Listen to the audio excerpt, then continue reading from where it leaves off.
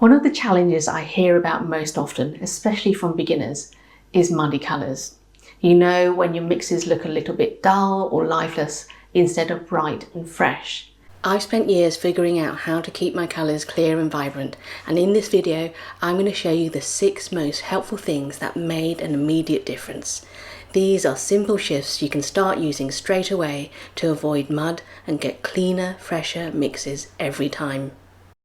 One thing that I have started doing in recent years is to use 2 jars of water. So one is for rinsing my brush and the other one is filled with clean water, and this is for adding extra water or wetting the paper. However, you'll notice that this one, I've had it for a very long time, it's all mucky up here and this is going to need a clean soon. So this is a much cleaner version, and I have to be mindful of things like that as well, because you can pick up contamination from just the tip of the jar here. And you'd be surprised how much muddiness can creep in from dirty water. And also a messy palette. You can see that mine is pretty much continuously messy. However, if I really want something to stand out and be super vibrant, I will use kitchen roll, wet it. That might need a bit more. Don't worry about that one. That's actually acrylic gouache that I stupidly left on, and this here, and give it a good wipe like that. And that's enough for me. However, you may want to run this under your tap and give it a really good scrub.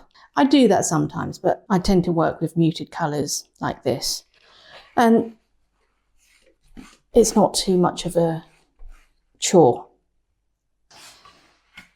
Something else worth noting is the cleanliness of your brush. And it's worth getting into the habit of rinsing your brush thoroughly.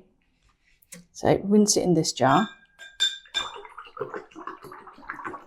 Whenever you are switching colours, and you may want to test your brush on a piece of scrap paper. I can see a tiny tinge of yellow, and if that's the case, you can rinse it out a little bit more in the clean jar.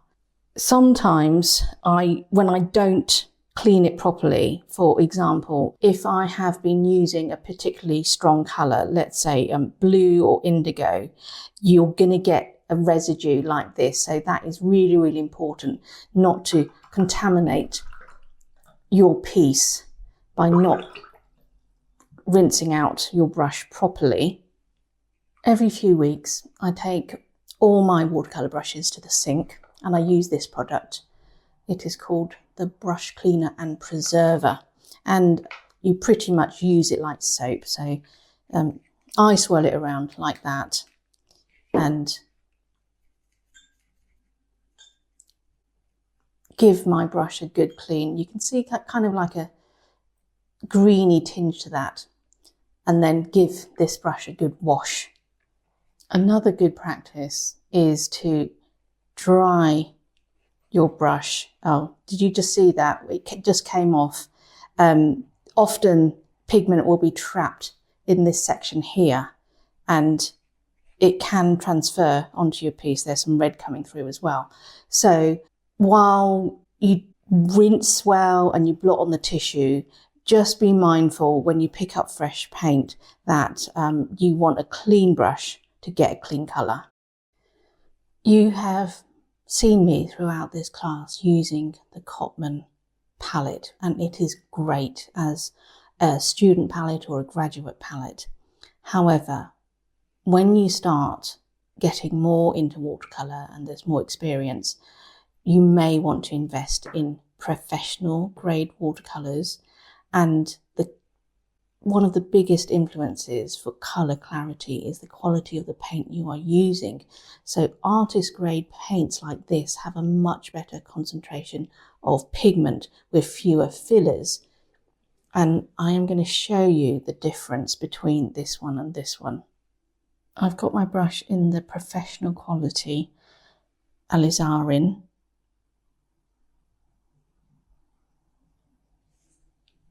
Oh, it's still going on.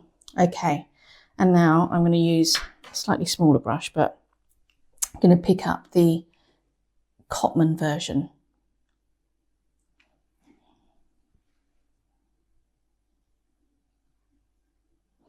Oh, I don't know if I picked up enough. Hold on, let's see. Anyway, this is the results we are getting.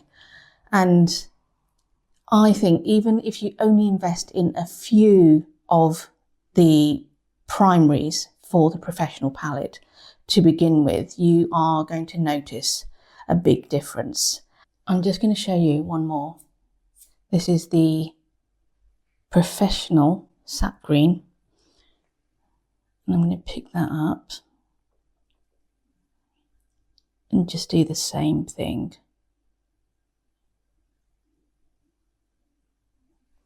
And this is the Cotman version.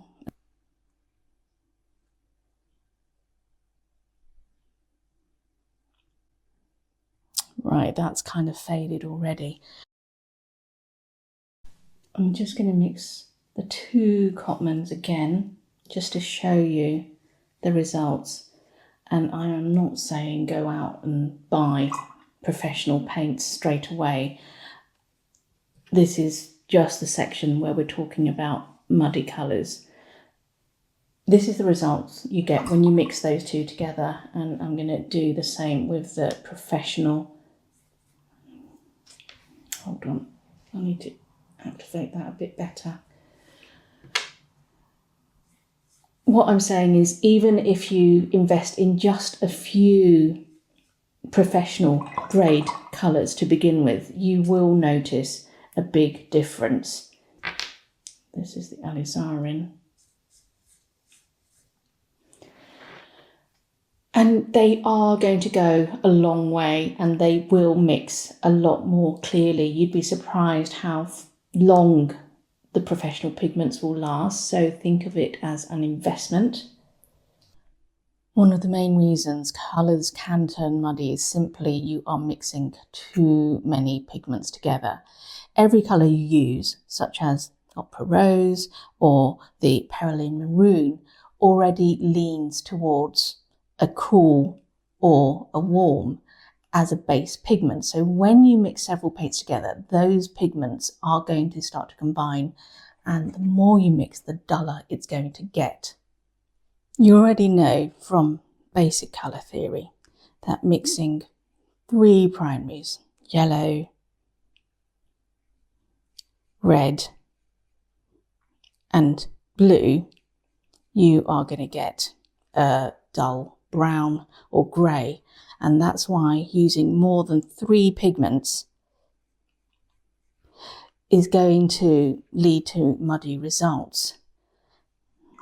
So I tend to use just the 2 pigments and let them mingle on the page. This is the Opera Rose and this is the Ultramarine. And that is going to keep things clean. And I'm going to talk about something else that often leads to muddy results. It's so tempting to overwork a piece, and I see people just go in and just keep working into it and working into it. And that is also another point that I want to talk about. Every brushstroke reactivates your watercolour. And so what is underneath will start to become damp again. And that is going to lead to a patchy, muddy look. And I have this phrase, become a bit of a catchphrase, stop faffing. And that basically means stop messing about, stop fussing over it, because the paint is going to start to lose its sparkle. And if we just do another version, when we're trying to mix purple, let's say, oh, there's a bit of yellow in that one, but be a bit more confident and the colours will not get too muddy. They are more deliberate strokes, and you'll see that there's going to be a nice transparency and freshness, which makes watercolour so special. I painted this yesterday, so it's completely dry. And just to give you an outline of what I'm trying to get at, I'm going to add another piece of green frond merging onto this one. So this is still going to be really wet and damp. But if I were to put, let's say, a very vivid yellow stripe,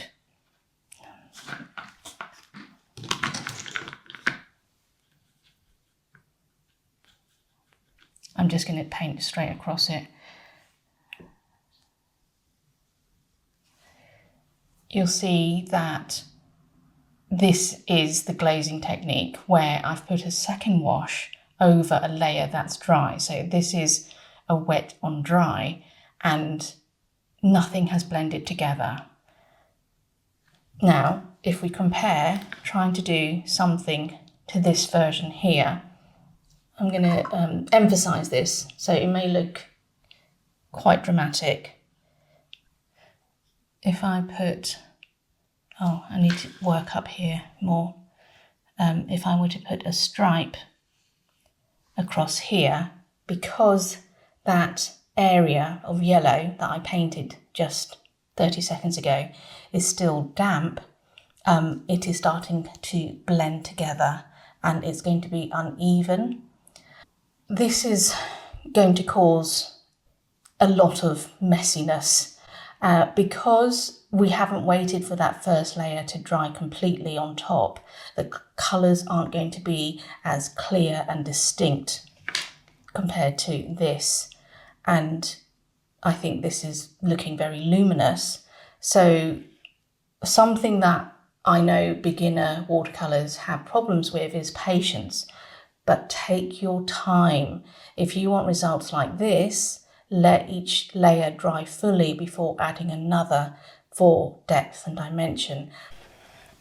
If I hold this up to the camera, you will see that there is a damp patch there where the two pigments have blended, and I'm going to do something which I wouldn't normally do if I was painting spring onions, but just for this demonstration, if you were to go in now when this is damp and added something else like a piece of red pigment, we are going to have something that is going to be dull, and there is less distinction and it's not very clear. So take your time. Let each layer dry fully before adding another, and just be really, really patient. You have to be patient with watercolour. So to recap, try to use artist grade paints whenever possible. Limit the number of colours you mix. Let each layer dry completely. Keep your palette and your water clean. Rinse your brushes properly, and try to avoid overworking. So with a bit of awareness and practice, you will find your colours stay much brighter, clear and full of life. This video is a bonus lesson from my new class, Watercolour Made Simple. If you'd like to go deeper into the foundations, you'll find the link in the description. The class covers water and pigment control, drying stages, colour mixing and full beginner projects. If you're ready to build confidence with simple structured guidance, I would love to see you there.